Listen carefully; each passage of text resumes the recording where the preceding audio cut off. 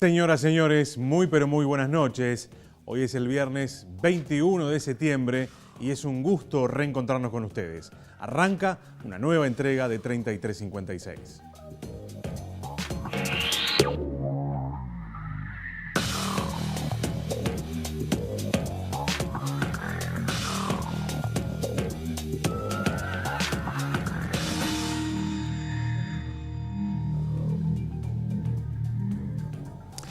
Y hoy vamos a inaugurar un formato que ya el año pasado supimos poner al aire aquí en 3356, que es el de una entrevista. Además de los programas habituales que vamos a seguir haciendo, obviamente, vamos a entrevistar de aquí en adelante, quizás una vez por mes, la frecuencia en todo caso después la veremos, a algún personaje que nosotros entendemos que vale la pena rescatar y vale la pena reflexionar sobre asuntos diversos, pero fundamentalmente sobre lo que nos está pasando en nuestro país hoy, sea en el área que sea.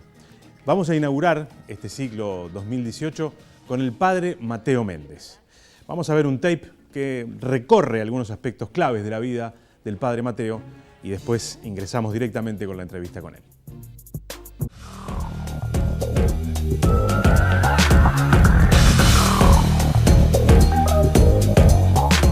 Mateo Méndez nació en Tacuarembó, en San Gregorio de Polanco, el 7 de junio de 1945. Es hijo de una lavandera y un tropero. Criado en un hogar humilde junto a sus 11 hermanos, aprendió sobre la solidaridad en ese hogar donde no sobraba, pero siempre había un plato de comida y atención para cualquiera que lo necesitara. A los 18 años se bautizó y en 1979 fue ordenado sacerdote en la parroquia de Ciudad de las Piedras.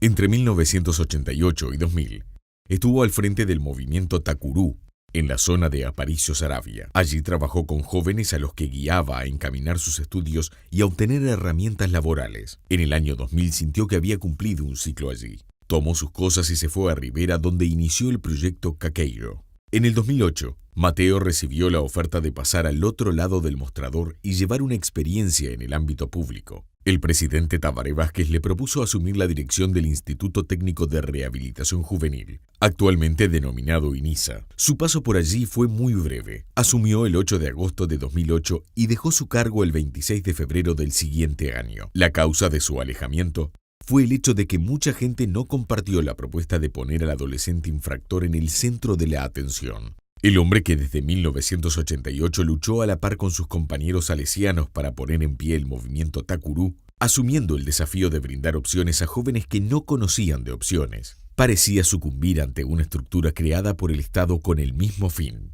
El apoyo del presidente Tabaré Vázquez no fue suficiente para que el padre Mateo pudiera trabajar en la reinserción social de niños, niñas y adolescentes en la órbita estatal y decidiera dar un paso al costado.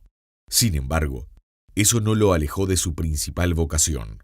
Volvió a la parroquia San Isidro en Las Piedras e inmediatamente retomó su trabajo en un proyecto que había fundado en el año 2004. El proyecto Minga, desarrollado por la Sociedad San Francisco de Sales, es una propuesta socioeducativa integral de atención a adolescentes y jóvenes de 14 a 18 años de edad, en situación de falta de oportunidades para su inclusión social y cultural.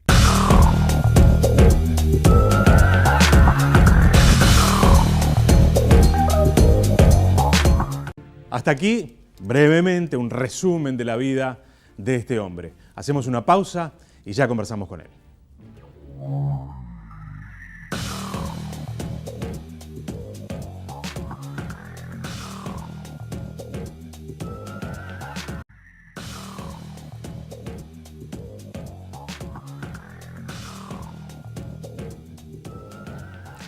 Seguimos adelante, señores, en este 3356 especial, como les decíamos hace un arranque. Es un gusto recibir al padre Mateo Méndez. Padre Mateo, gracias por estar con nosotros hoy. Un gusto venir por aquí. Hablábamos antes de comenzar que hace una vida larga. Usted se dedica a trabajar con determinadas poblaciones y decía el trabajo y el estudio como herramienta fundamental. Y ahora escuchando el informe que lo presentaba, hijo de una lavandera y un tropero, dos oficios que ya no existen más, ¿no?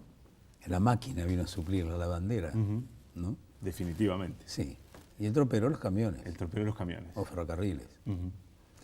Sí, y creo que uno con esos dos oficios, como que fuimos aprendiendo cosas que después con el tiempo van a ser recurrentes en la vida de uno, ¿no? Ajá. El trabajo por un lado y la responsabilidad en el trabajo como herramientas para poder sostener, no sé, el periodo de la escuela, cuando éramos gurises, quedaba lejos la escuela, Había que meter pata. Sí, a veces descalzo porque las alpargatas nos daban. Ujú.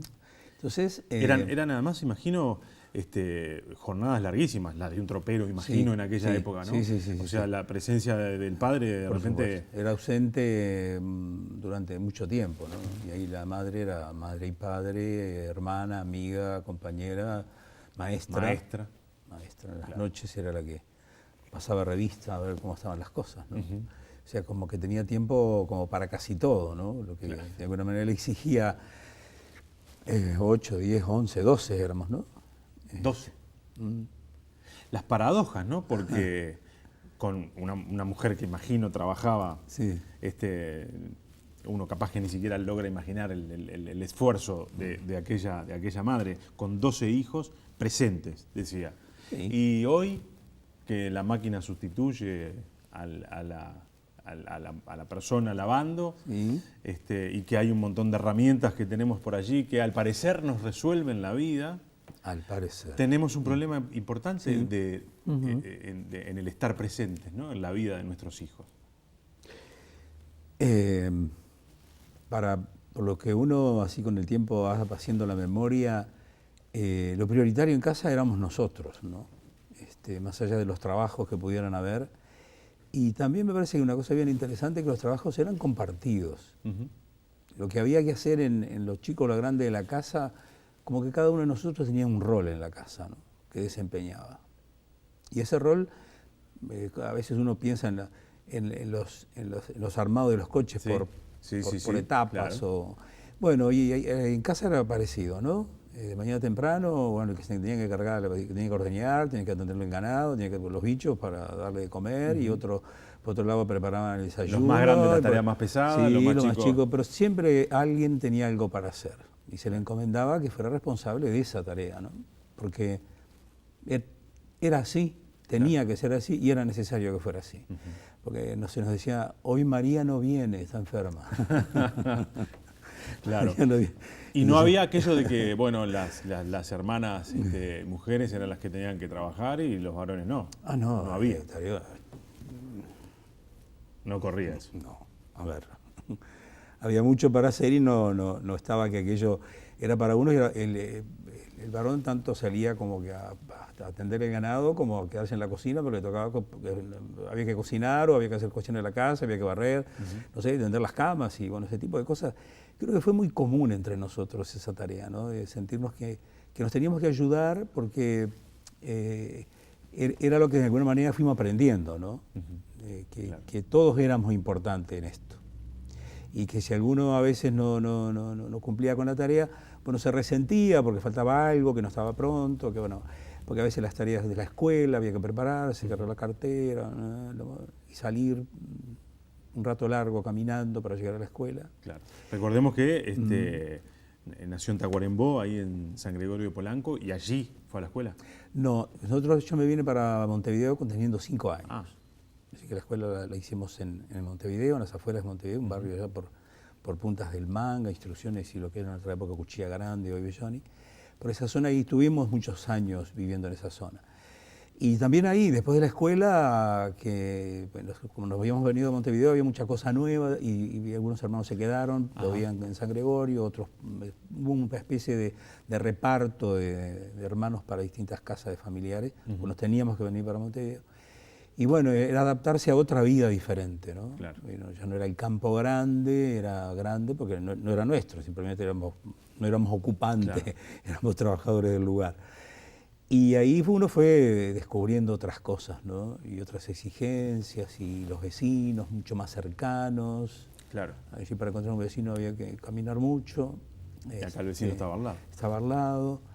Hubo que empezar a trabajar muy temprano, salíamos de la escuela, me acuerdo que yo trabajaba en un almacén, iba a ayudar al almacenero, a traer cosas, a llevar cosas, a guardar los cajones de verdura.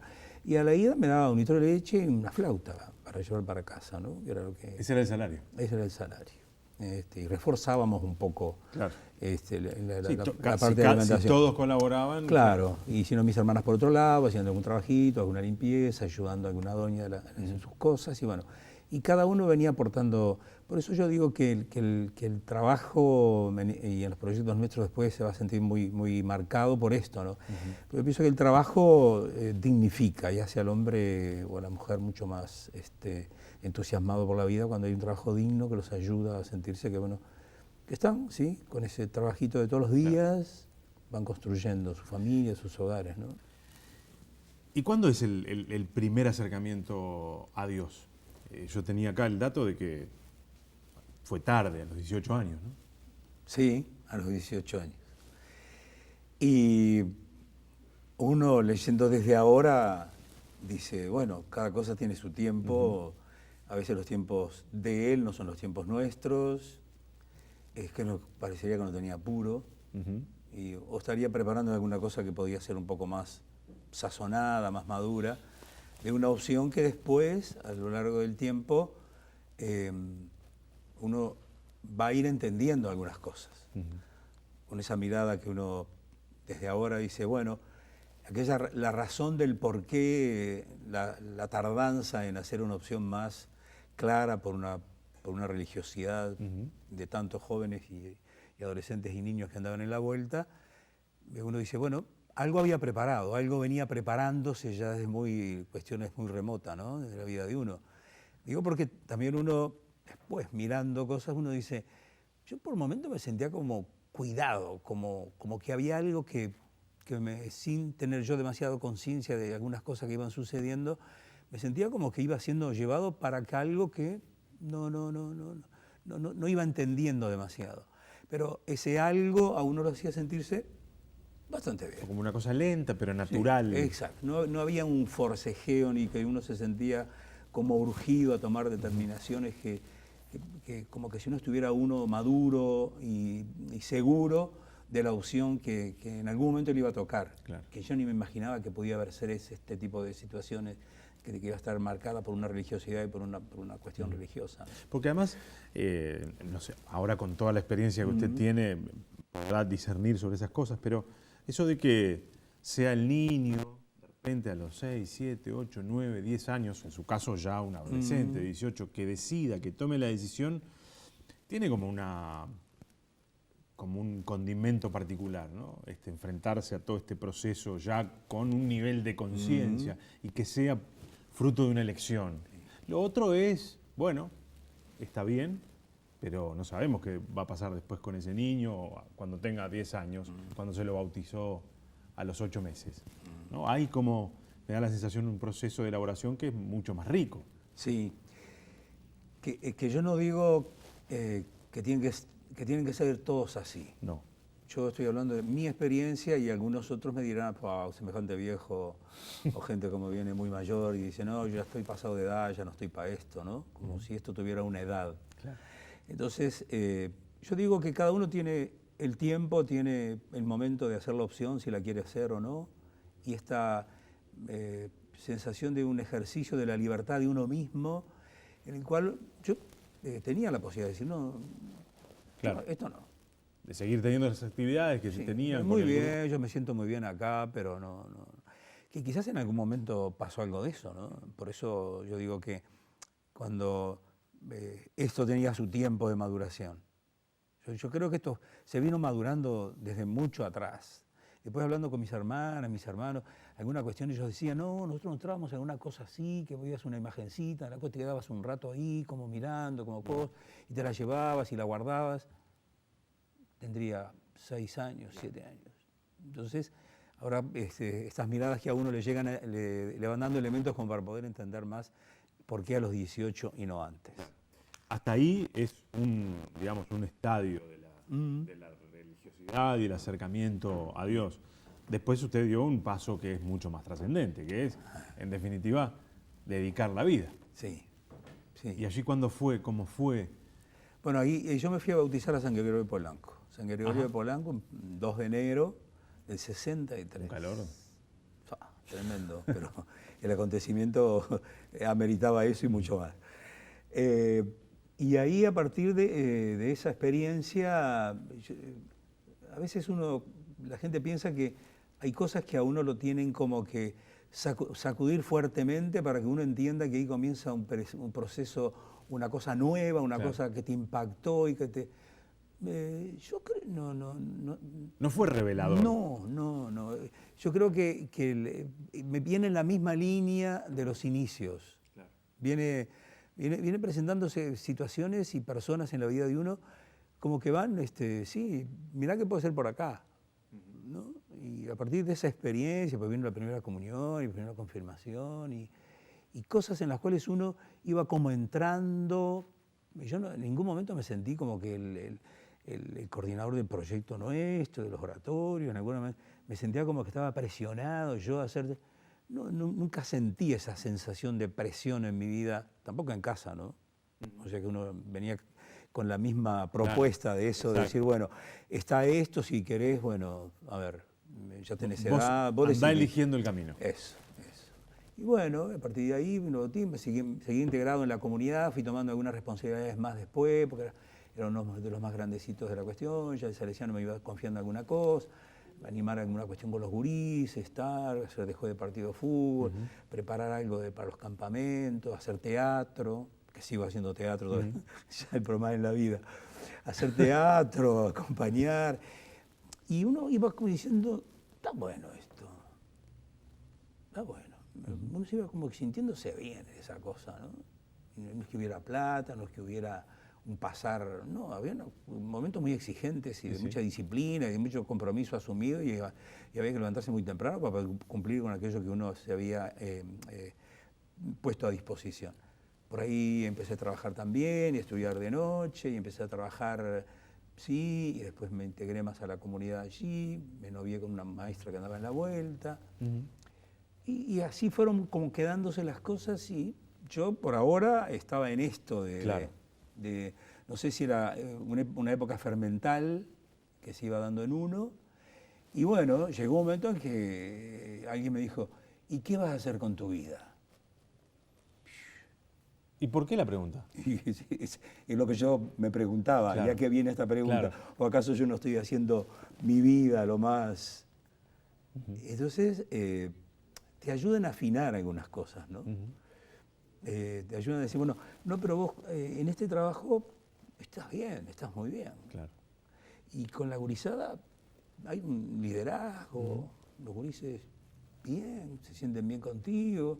Cuando haces teatro, los gurises te festejan mucho y te aplauden mucho, y en el fútbol lo mismo, cuando haces el juego, los gurises tienen respeto, aunque hayas cobrado mal, te quisieran decir alguna cosa, pero como esa simpatía o empatía te va dando como algunos elementos que a lo mejor vos podés por ahí seguir pensando a qué te vas a dedicar en la vida, ¿no?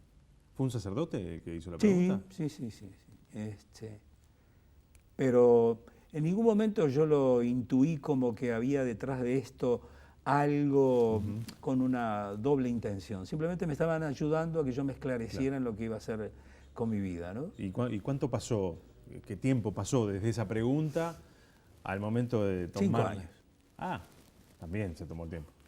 Por eso digo, soy fruto del tiempo y de la espera, ¿no? Y la maduración de las cosas.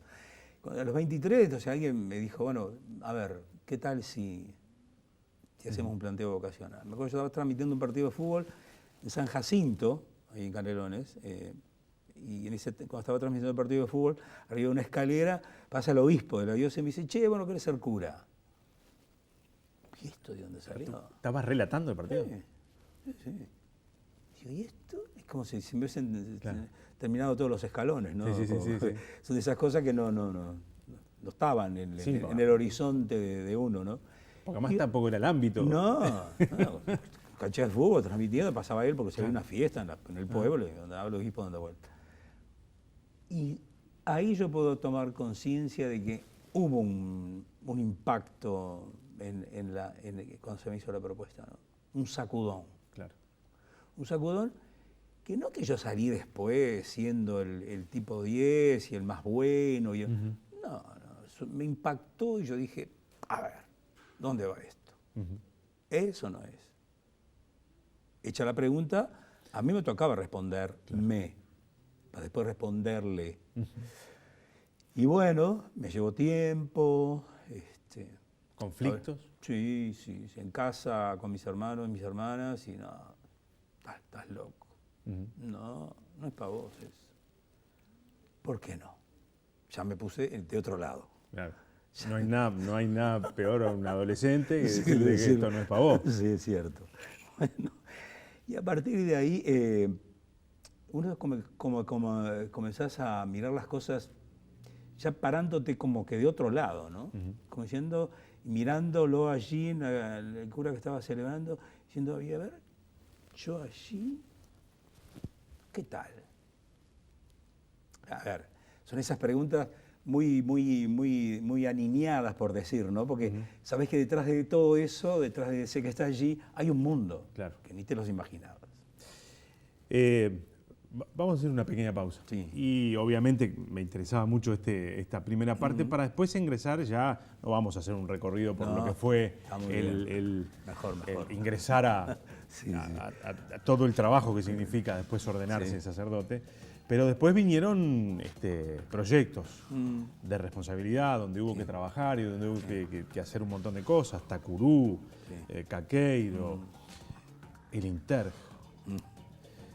Y ahora, así que después de la pausa nos metemos ya en esa otra parte, ya con usted ordenado sacerdote y con una vida hecha.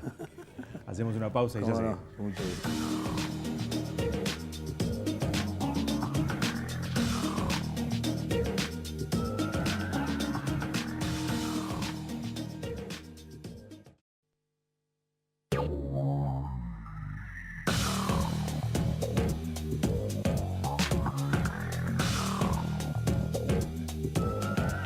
Adelante con el Padre Mateo que nos acompaña esta noche. Recién decíamos el poder de la palabra, ¿no? Y esa cosa de la pregunta justa en el momento preciso, ¿no? Como seguramente después se transformó en una especie de obsesión cuando empezó a trabajar en Tacurú, porque ahí era uno el que tenía que hacer las preguntas, ¿no? ¿Qué querés hacer? Sí. Y creo que es la gran pregunta que en algún momento en la vida de cualquiera de nosotros hay que hacerla. Y hay un momento justo, el momento clave, hecha la pregunta, es donde se produce el cambio de la persona frente a una pregunta hecha a tiempo. Como un no dicho a tiempo. También. Un no dicho a tiempo puede ayudar mucho a la otra persona, ¿no? Porque a veces los no nos cuesta. Llegás a Tacurú, Tacurú ya estaba funcionando.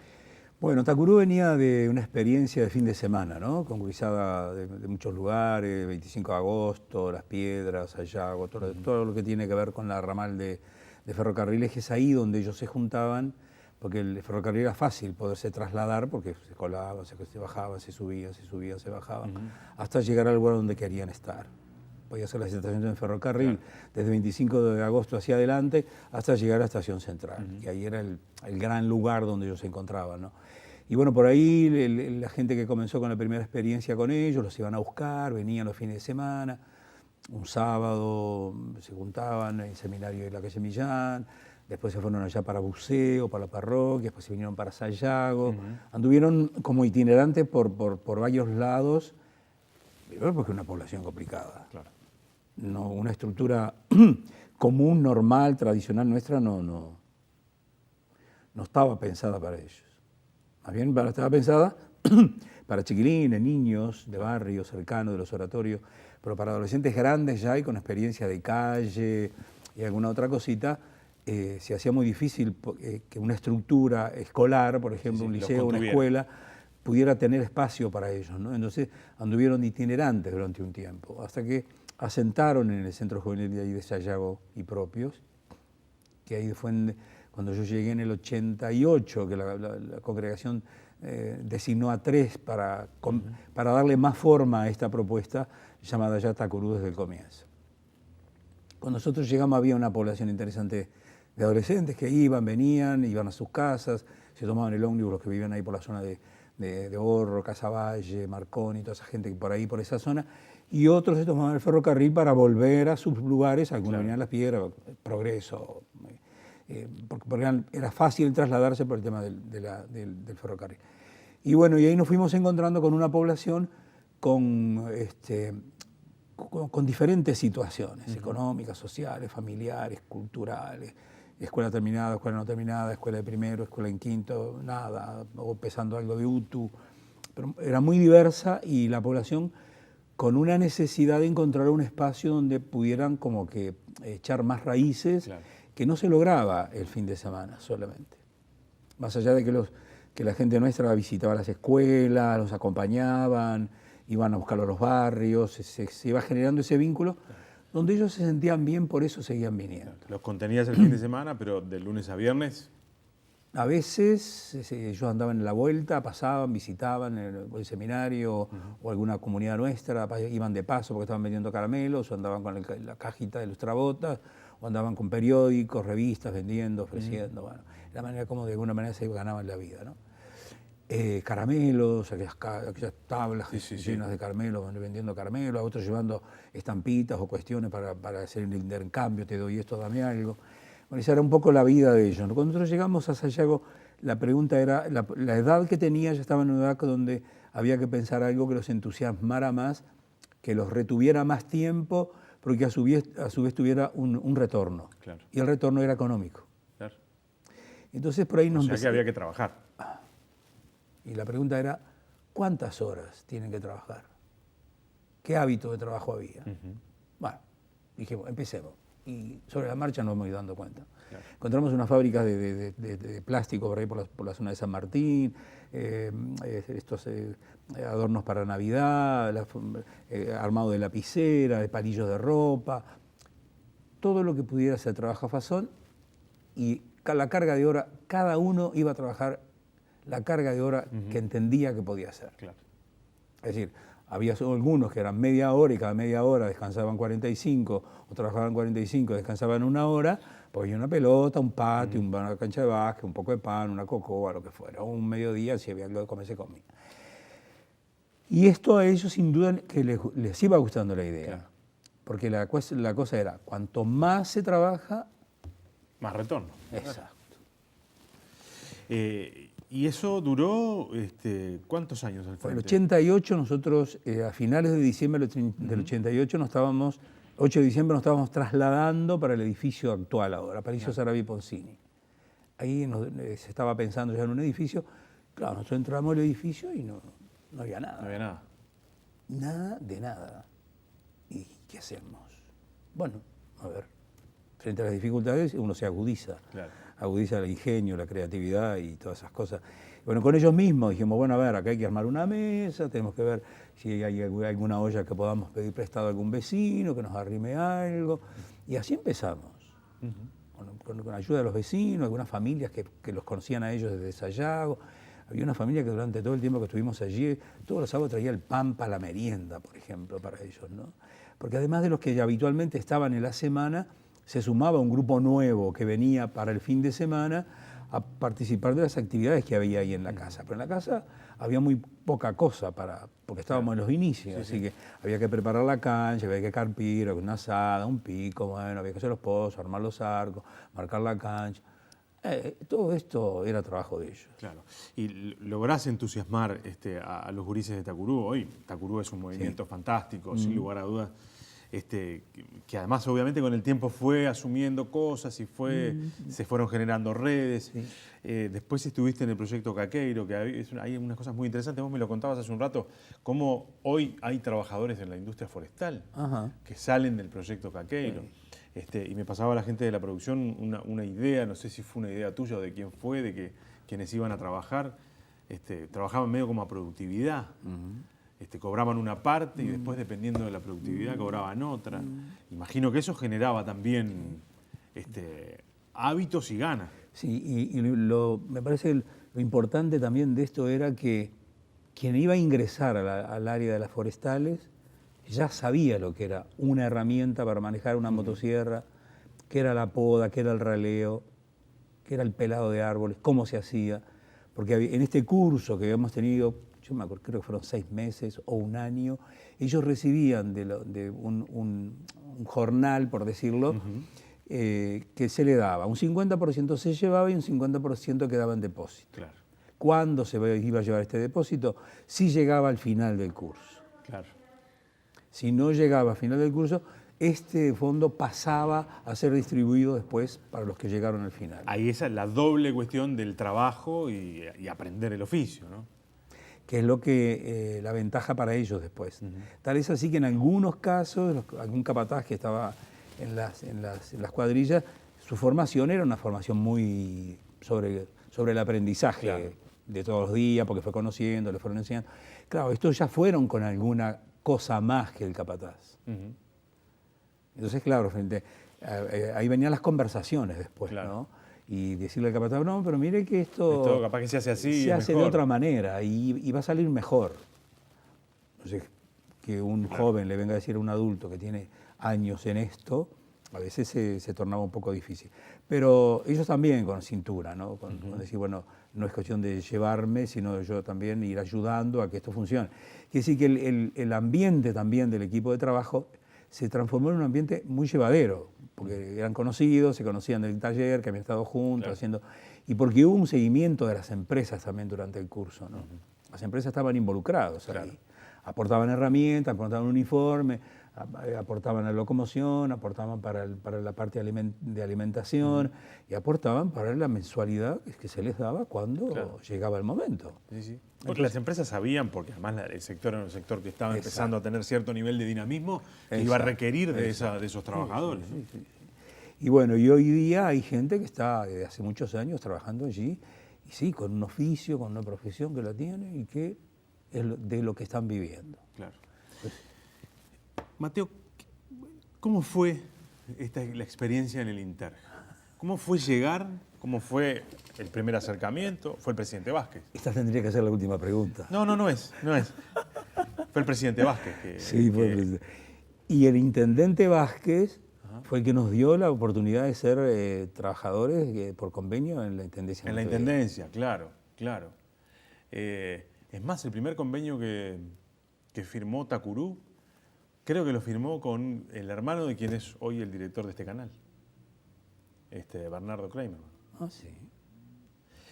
Pero no quiero ir, o sea que el acercamiento con Tabaré, entonces es anterior, sí, es anterior, a que fuera presidente de la República. Antes de ser intendente también, en La Teja. Ajá. En La Teja nosotros teníamos, yo fui director de un colegio de La Teja, teníamos un centro juvenil. Los sábados de mañana, porque no había comedores, nosotros dábamos comida en el centro, ¿no? Claro. Y me acuerdo que el doctor Vázquez, a él le daban unos bonos de alimentación. Y dice, ¿para qué quiero yo los bonos? Se los doy a ustedes van, retiran los comestibles y los ponen al servicio del comedor. Así que nos vino muy bien esos bonos de colaboración también, porque salíamos puerta por puerta a buscar la comida para hacer el almuerzo para los gurises. Bueno, quien nos daba fideo, quien nos daba arroz, quien nos daba verdura. Es decir, esa olla se armaba con la colaboración de los vecinos. O sea que el acercamiento con Vázquez es anterior. Viene antes. Pero en algún momento viene esta oferta que es, hay que trabajar desde la institucionalidad con una población que era más o menos similar, digamos, imagino desde el punto de vista etario y con algunas problemáticas, nada más que estos eran gurises que estaban en infracción. Sí. Sí, cuando estábamos, que asumimos ahí por agosto, mediados de agosto, 15, 16 de agosto, nosotros tenemos una mirada sobre la realidad, ¿no? Es muy distinto cuando uno está de este lado del mostrador y otro es muy distinto cuando está del otro lado del mostrador. Las cosas cambian. Y aquello que no veíamos se empezó a ver. Y aquellas situaciones que no aparecían comenzaron como a ser cuestiones cotidianas de la convivencia, del ir, venir, entrar, conocer, hablar con uno, hablar con el otro, estar dispuesto a escuchar siempre antes que hablar, preguntar, aprender. Y llega un momento donde el aprendizaje que uno va haciendo también va a ir exigiendo después que este aprendizaje en algún momento uno lo pueda ir mejorando porque es así, la vida es un permanente mejorar, es un permanente aprendizaje. Entonces, cuando nosotros en algunos momentos de la marcha del trabajo nuestro, fuimos viendo que algunas cosas podían ser diferentes y que era necesario que fueran diferentes y urgentemente necesarias. Para eso había que cambiar cosas. Exacto. Y nosotros siempre dijimos que si el trabajador no genera con el muchacho que está privado de libertad o la muchacha, no genera un vínculo educativo, no transforma la vida del otro. La conserva o la empeora. Claro. Entonces, acá venía nuestro planteo. Ayer estábamos escuchando una psicóloga que nos decía que para que haya educación tiene que generarse los vínculos. Claro. Y eso no pasaba. Este era nuestro camino, generar vínculos. Generar vínculos de confianza, del respeto mutuo, que si uno quiere ser respetado, tiene que respetar. Si no, el boomerang se vuelve contra uno mismo y se generaban las situaciones que se conocieron en aquel momento, ¿no? Esa tensión que había entre un viejo modelo que ya estaba cayéndose, desarmándose, y había que irlo remendando, sosteniendo por aquí, sosteniendo por allá, pero que llegaban momentos donde la propuesta se hacía insostenible. Claro. Si esto de verdad es un centro de rehabilitación y de capacitación, y estos adolescentes, la intención nuestra era devolvérselos mejor a la familia primero y después a la sociedad. Entonces yo, para devolvérselos mejor, tengo que conocerlo muy a fondo, tengo que conocer su historia, tengo que darle un tiempo en el que él se encuentre consigo mismo y se dé cuenta, y si no se da cuenta le tenemos que dar las herramientas para que vaya dándose cuenta en ese interior muy confuso, muy dolido, muy golpeado, muy lastimado, porque ese es el material humano que había. Claro. Y que sigue habiendo. ¿Qué es un adolescente infractor de zonas empobrecidas? Bueno, a veces la postura del que el otro siempre tiene la culpa es dudoso. Cuando yo digo, capaz que no les gusta mucho a los docentes, pero yo digo, cuando el alumno fracasa, el fracaso no es solamente del alumno. Claramente. Y el docente se tiene que hacer la pregunta, ¿qué pasó que no rindió o no dio lo que pensábamos que podía haber dado? ¿Dónde estuvo ahí el punto débil, el punto flaco? ¿Fue el niño, fue el adolescente? ¿O fuimos ambos, tal vez? Los que fracasamos. Hace unos días atrás, hace un par de semanas, no me acuerdo, yo hablaba con quien es hoy el actual director del Instituto del Liberado, Jaime Saavedra, y en esta situación tan compleja, tan difícil, el tema de la reinserción de los presos y el tema de la delincuencia, la inseguridad, él incluía entre las variables de análisis de la problemática y como herramienta para ayudar a construir una cosa nueva, la dimensión del amor. Decían, sin amor, esto no camina. Ahora, cuando escuchaba, yo decía, bueno, era lo que de alguna manera estabas diciendo, ¿no? La construcción de vínculos y encontrarse con el otro y que el otro se encuentre también con uno mismo, es eso, ¿no? ¿Y por qué no se pudo? ¿Por qué si estaba claro y está claro que es el camino? ¿Por qué si Vázquez, que era el presidente de la República en ese momento, un hombre que creo que efectivamente está convencido que seguramente las cosas van por ahí, así todo, con toda esa coyuntura a favor, digamos, no se pudo? En una conversación, cuando nosotros nos reuníamos con Vázquez y planteamos un poco la situación, él me dice, cambiamos todo.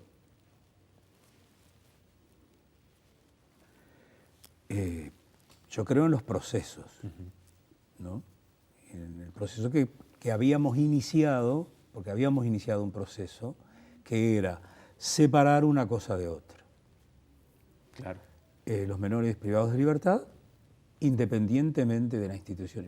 Pero esta independencia era real, no solamente en cuanto a la parte jurídica, todo independiente. Y el personal que iba a participar de esta propuesta nueva, nosotros lo íbamos a elegir. Era la clave. A ver, Sabe que John, a veces uno dice cosas que, bueno, yo por tener un título no me habilita a estar trabajando con un menor infractor, un menor privado de libertad, un chico o una chica. No me habilita. No. Y es eso, me parece, lo que cuesta entender. Yo puedo tener todos los títulos y todas las cosas y ser excelente profesional, que los hay y que los va a seguir habiendo. Pero yo me resisto a creer que este docente, con toda la capacitación y toda la preparación que tiene, no me dice a mí que está habilitado para poder encontrarse con el adolescente y buscar juntos, porque antes de yo meterme a trabajar con el adolescente me tengo que preguntar si tengo las aptitudes y actitudes para poder trabajar con él. Hay un brasilerito que escribió un libro que se llama La pedagogía de la presencia. Ajá. Este autor casi al final del libro, después viendo todas las situaciones de los menores en esta situación, dijo: toda persona que se jacte de querer trabajar con adolescentes privados de libertad, antes tiene que hacer una pasantía en la institución para demostrar a través de sus actitudes de que es una persona que está en condiciones de poder trabajar con un adolescente y solucionar la conflictividad que el adolescente en el transcurso de la permanencia allí le va a mostrar que él puede hacerlo. Y se le evaluará cómo llegó a solucionar los conflictos que se fueron generando. Nadie estuvo dispuesto a hacer Y si es el caso, sigue diciendo él, decirle: usted no está apto para trabajar en este proyecto. En este proyecto. A ver, todo proyecto necesita un perfil determinado. El canal de televisión, para determinados programas, busca determinados perfiles. Nosotros, en el proyecto nuestro, los educadores que van a trabajar en el proyecto, siempre fue así. Claro. Es sentarnos a conversar. ¿Y por qué querés venir a trabajar acá? Por el sueldo te aseguro que no va a ser. Porque sea cómodo, tampoco. Porque vas a trabajar solamente 4 horas, tampoco, porque vas a trabajar más y no van a ser horas extras, sino que van a ser horas del voluntariado. ¿El prestigio? No lo vas a tener. Decir que estás trabajando con los pobres, en algunos lugares es muy distinguido. En otros lugares te van a decir: no pierdas tiempo, estás perdiendo el tiempo, haz otra cosa. Tiene que haber un convencimiento absoluto, profundo. Sí, que nace de la convicción de yo, ser humano, frente al otro ser humano, que me duele su situación. Madre Teresa de Calcuta decía: hay que amar hasta que te duela. Y esto es así. Si la vida del otro en esa situación a mí no me conmueve y no me lleva a hacerme planteos de cuestionamiento de mi propia vida, de mi propia capacitación y de mi propia profesionalización, si ese que está ahí, tan frágil, tan violento, todos los tan que quieran, claro, si a mí no es alguien que me lleva a mirarme a mí mismo y a descubrirme que tengo una cantidad de elementos yo para él, pero él también tiene para mí. ¿Sabés qué? Hace, no sé, un tiempo, no importa cuánto, ha empezado a emerger en el debate público sobre este tema un elemento que a mí me genera un poco de miedo. Y es, hay quienes creen que hay algunos de estos jóvenes que no tienen vuelta, que no se los puede recuperar y que entonces hay que encontrar otras alternativas a eso. Todos estos años de trabajo, todos estos gurises que pasaron por Takuru, por Caqueiro, por el Inter cuando estuviste, por Minga, ¿serías capaz de aceptar una afirmación de esas características? A ver, aclaremos, dijo el Vasco, le echaba agua a la leche. Yo puedo hablar de esta situación y decirte, es irrecuperable. Tengo que demostrar por qué digo que es irrecuperable. Primera cosa. La segunda cosa para nosotros en la pedagogía nuestra, que es la pedagogía del sistema preventivo, en todo adolescente, en toda persona, se esconde un rescoldo que hay que llegar a él para poder soplar y hacer que ese rescoldo otra vez comience a tomar vida. Si no llegamos a esa profundidad del ser humano, y si llegamos, ¿Por qué tengo que decir yo que es irrecuperable? Entonces, ¿qué tengo que hacer? Tengo que mirar su historia. ¿Cuántas veces pasó por la institución? Y cada vez que pasó. ¿Qué hice? Eso. ¿Y antes? ¿Qué hicieron los que tuvieron antes? Exacto. Entonces, lo que decíamos hoy del docente y el alumno, el estudiante. El estudiante no quiso estudiar. Estos gurises no quieren nada. Ya están. Pero si mi postura es esa, me tengo que preguntar, ¿qué estoy haciendo yo allí si yo no creo que esta oportunidad que se le está dando a Chigrin de volver otra vez a la institución puede ser la gran oportunidad del cambio de su vida? Pero para eso yo necesito gente que crea en el gurí, que crea en un proceso de cambio y que crea que de verdad todavía queda en ese adolescente algo a lo cual no hemos llegado. ¿Volverías a trabajar en el ámbito público? Habría que ver en qué. No, en este ámbito. En este ámbito, sigo diciendo lo mismo. Hasta que esto no se independice de verdad, no solamente con la palabra, de verdad, y esta sea una entidad que diga, yo soy el coordinador de este proyecto de rehabilitación de los adolescentes infractores. A mí no me gusta trabajar solo, yo sé que hay otros que también lo pueden hacer, que no necesariamente corresponden al Estado. Voy a llamar a los vecinos que tienen experiencia, que saben hacer las cosas.